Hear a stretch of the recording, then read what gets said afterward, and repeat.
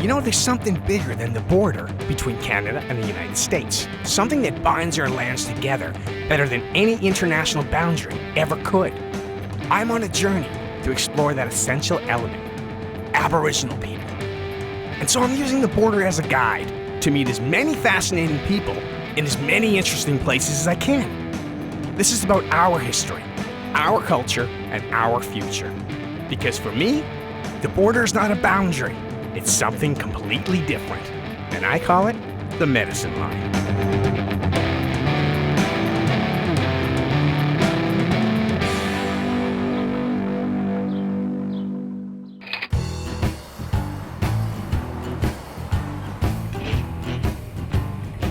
I love being on the road by myself. You get to pick the music, which way to go, and how fast to get there. Freedom is all I've ever known, and it's not something that I take for granted. This gets me thinking about heroes and sacrifice and the people that keep us safe. So now I'm on a journey to meet some real-life heroes, starting in Arizona and New Mexico, and that's Navajo country. I know that in World War II, Navajo code talkers were a big deal. Hollywood has even made movies about these guys. I'm here to find out for myself by talking to an actual Navajo code talker, Teddy Draper Sr. The Drapers live in Chinle, Arizona, at the mouth of the Canyon de Chelly, the ancestral territory for the Navajo.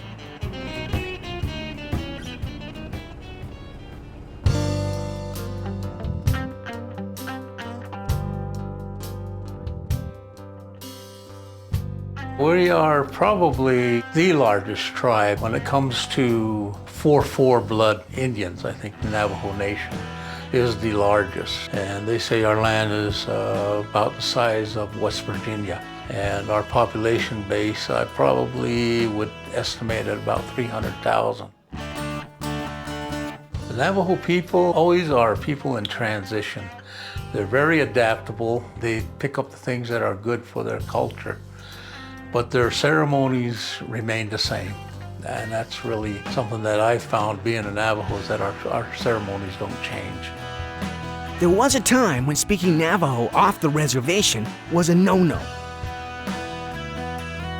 I still remember the times when I was punished severely for speaking the Navajo language. And I'm not just talking about a little tap on the wrist, you know. I mean, it was like grab your hair, knock you down kind of thing. America didn't want the Navajo speaking their language. And then somebody realized their language could be used to help America, and everything changed.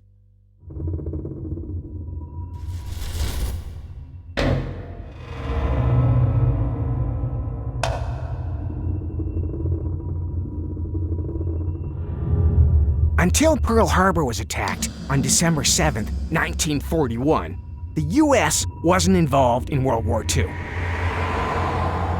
But after that surprise attack by the Japanese Navy, America had no choice but to enter the war. Ted Draper Sr. was barely 20 years old when he joined the Marines. In 1941, December, the Japanese bombed Pearl Harbor. I said I can't go to war because I don't speak very much English. He said, Teddy, you're going to United States Marine Corps. Ted didn't know it, but there was a plan to use him and a bunch of other Navajo boys to create a top-secret code. One of the officers says, "Are you Private Teddy Draper?" I said, "Yes, sir." "Are you Navajo Indian?" I said, "Yes, sir." We have some Navajo boys in the United States Marine Corps. They have a special training. We use the Navajo language in communication. It's a secret, it's a confidential. And you are confidential too. The code was used to transmit information during a battle, and the Navajo were the only men capable of sending and deciphering the code. So like something like, how would you say submarine in Navajo? The supplement you can say fish low. Fish-lo? What does that mean? Knife fish. Night fish. Knife. Knife fish. Knife fish. Would be orange fish then. Iron fish. Yeah. The boys have to develop that code, the dictionary. As part of the Marines, the code talkers fought their way across the Pacific Ocean, one island at a time. After we left Guam, they told us we're going to Iwo Jima.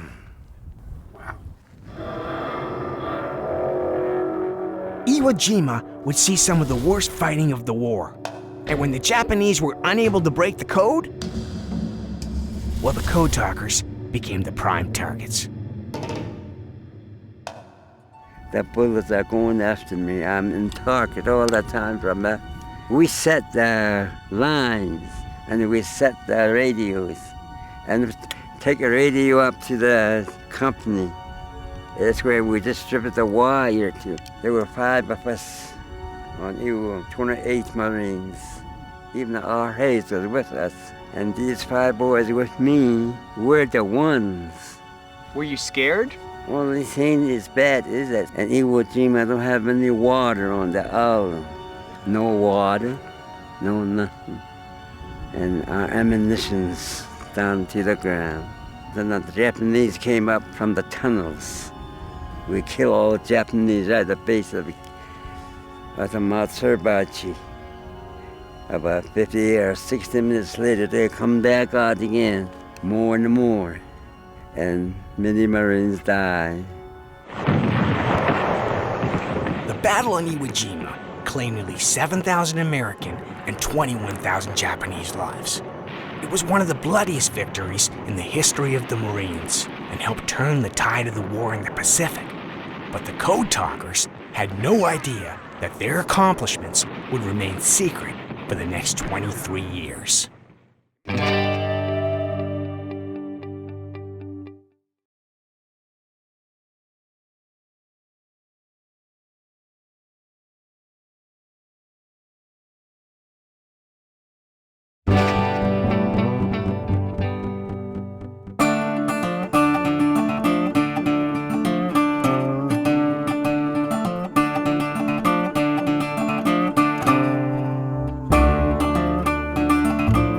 Headed to Window Rock, Arizona, chasing the story of the Navajo code talkers. Window Rock is home to the Navajo Nation Fair and the National Code Talker Monument. Tens of thousands of people stake out space on the parade route to celebrate the Navajo Nation and to pay their respects to the surviving code talkers. It's pretty awesome, considering the US government kept the code talkers a secret until the late 1960s. And then they waited another 30 years before they even acknowledged the silent heroism of the 400 Navajo who served as the code talkers. What was it like when you came home from the war? Were you allowed to tell anybody about this? It's a code, see? It's still a code. When I was there, it's still secret. If I did that, if I talk about it, then I'll be in jail. So for 23 years, all together, after we got back here, we remember what they did. But we really don't talk about what we did. We just told them we use our language. Before the war, they told Ted Draper not to speak his language. And during the war, they needed him to speak his language, but to keep it a secret. I wonder what effect all this had on Ted and the other code talkers. He's 90 years old now, and he's still searching for something. They all seem to be very modest about what they've done. I don't think they're looking for appreciation. I think a lot of them are kind of in a void, trying to find a way to understand why things happened the way they did. Thank you. Oh, thank you. When the code was declassified in 1968, There was kind of like a wake-up across the Navajo Nation that our language was used actually to win a war. The word went out that our language was something to be proud of. So because of that, there was like a renaissance across the res where Navajo language became popular. And before you know it, it was required in all school systems on the reservation. One of the most famous pictures from World War II is of the Marines raising the American flag on Iwo Jima. It's an iconic image, but this was actually the second flag because the first one was too small.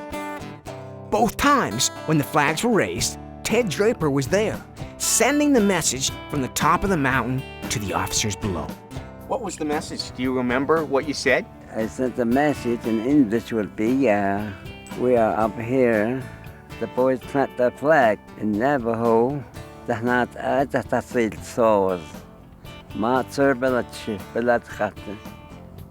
can't even try that. I'm sorry. That's one more try. Again, how do you say it? Danat I. Danat I? Tatasil Sos. That says souls. Monster Balachi. Monster Balachi. Balatskake. Balatskake? Am I even close? All right. All right. Hey, man. Thank you. Thank you so much. That was it. Really? I got it? Uh-huh. How do I say thank you? Okay. Okay. Yes. Okay. Ashe. Ashe.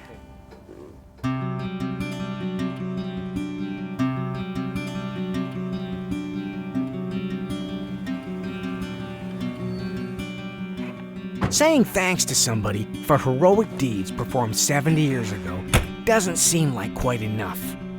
But it is a start. I'm blown away by what these men did in the service of their country. The fact that they used their language and culture to become heroes makes it even cooler.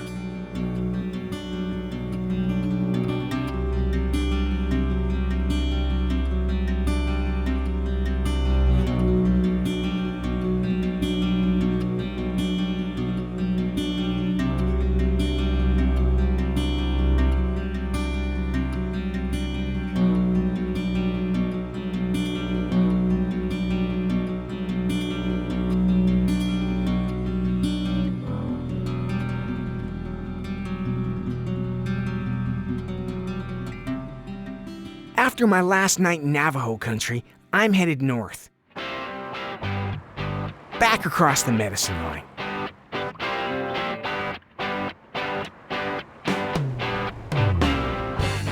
As a kid, I learned that the line between Canada and the US is the longest undefended border between any two nations on Earth. And it's easy to see why. We're a lot alike. Canadians champion freedom and democracy all over the world, just like Americans, even today. And that means a new generation of heroes has emerged. North of Ottawa, Ontario, is one of Canada's largest military bases, CFB Petawawa.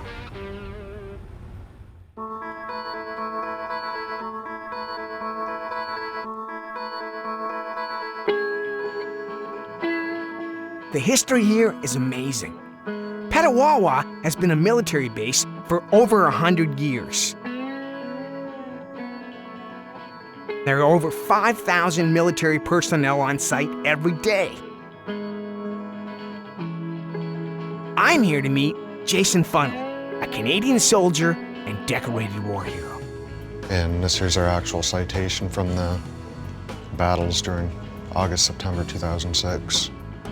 Jason has seen duty in some of the most hostile places on Earth, including Bosnia and Afghanistan. Bosnia wasn't so bad. He did 2 months on the gate duty, 2 months patrolling, and 2 months on quick reaction force. But Afghanistan, we were just outside the wire. Like my company was fighting 95% of the time. Just gotta go in with the right attitude, same as everything else. 2 ears, 2 eyes, 1 mouth, right? Listen, look, learn. Jason's a decorated soldier, but he doesn't like to talk too much about it. I think that modesty is a natural part of who he is, but he has promised to take me duck hunting and share a little something with me.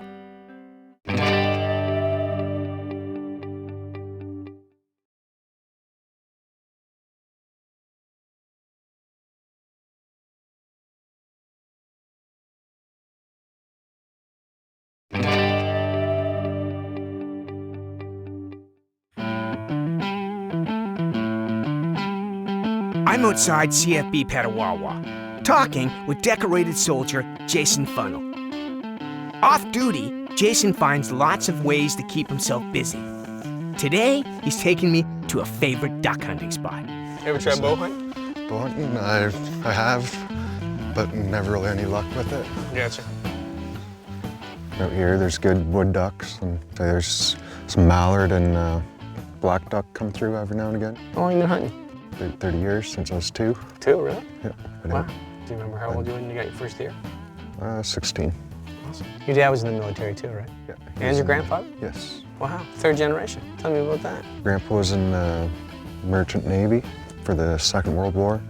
My great uncle was in the SSF, the First Special Service Force. My dad was in the Navy for 10 years, and then I joined the reserves when I was 17. Tell me what the 1st Special Services. It's been called like the Devil's Brigade, where the first American and Canadian airborne really come together, and they were a good fighting force. The 1st Special Service Force, often referred to as the Black Devils, was a joint Canadian-American airborne unit that terrorized the enemy in World War II. Some of the toughest and most decorated soldiers in Canadian history, guys like Tommy Prince, were members of the SSF.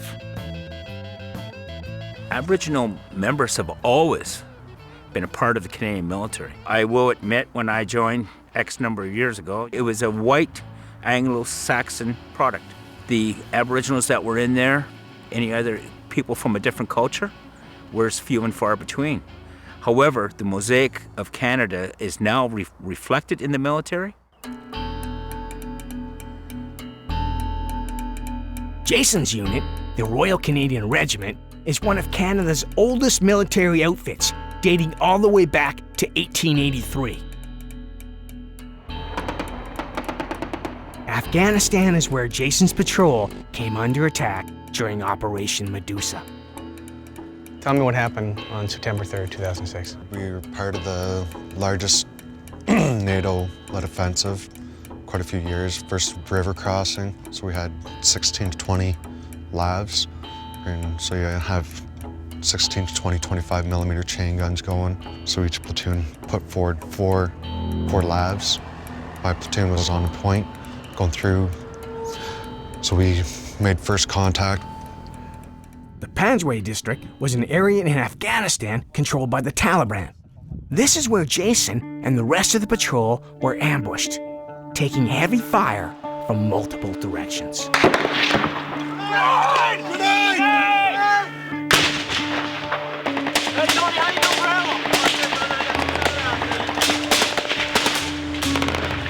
We lost a G-Wagon. Engineer Lav got hit with an 82 millimeter rocket. One of ours went into a ditch. Got into the ambush there. We used the one Lav for shuttle out people, and then we used another one to help extract our warrant's body. Where were you when it happened? Like, where exactly? Were you in the lab? Were you? In the beginning, I was in a Lav. We got an opening volley of rockets and that come through. Took out the engineer vehicle, took out our platoon's G-Wagon, which killed our warrant, wounded our interpreter and our medic. And then I got out of the vehicle, helped extract the medic and the interpreter, and went back across to helped secure the G-Wagon until we got our warrant's body loaded into another Lav. And it was a 5-hour firefight that day. When something like that happens, do you just go into autopilot? Like, what do you do? Like, how do you react? You just have to deal with the situation you're in. You gotta get your wounded people out. You can't just turf it and book it the other way. The whole company just stood up. We just took what we did, and took it in the chin and carried on. Were you scared? I'd be lying if I said no. But I'm not really scared, but it's deal with the situation you're in. That's all you really can do, and not much else.